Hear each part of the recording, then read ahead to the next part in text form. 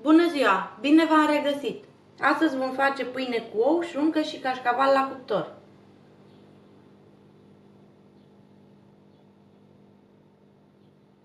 Pentru preparare ne trebuie 12 felii de pâine tost, 4 ouă, 100 de grame de brânză telemea zdrobită cu furculița, 150 de grame de cașcaval ras, 100 de grame de șuncă de pui tăiată în cubulețe,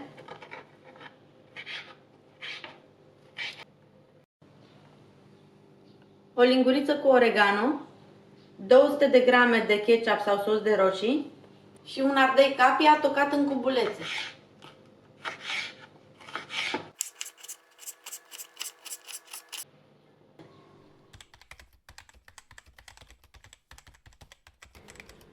Batem puțin ouăle cu furculița.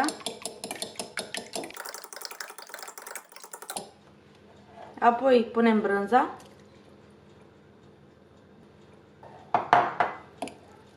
Și amestecăm.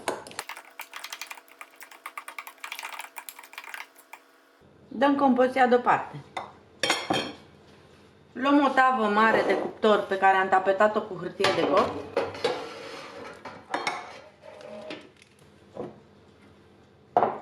Și așezăm feliile de pâine.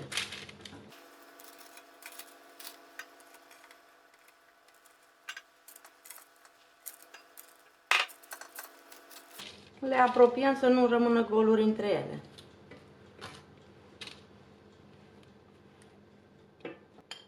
Pe fiecare felie punem sos de roșii pe care îl întindem.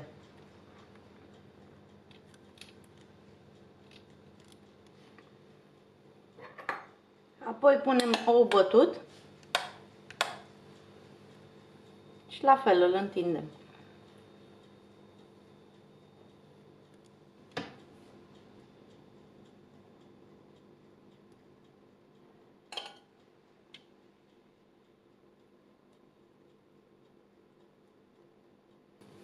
Apoi presărăm oregano.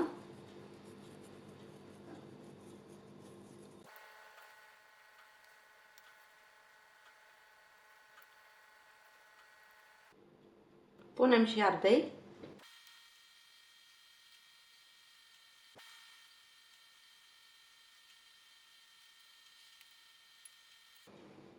Cubulețele de șuncă.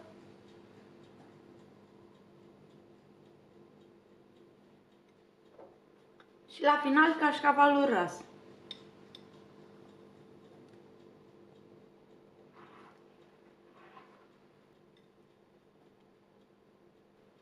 Punem tava la cuptorul preîncălzit la 200 de grade.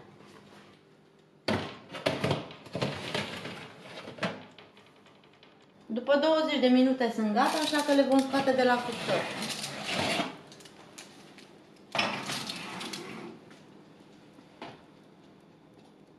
Le lăsăm să se răcorească puțin, apoi le putem servi. Dacă v-a plăcut rețeta, vă invit să vă abonați la canalul meu de YouTube și să lăsați like. Aceste acțiuni mă ajută să cresc canalul și să vă ofer constant noi rețete. Veți primi notificări despre toate clipurile recente. Să aveți o zi excelentă!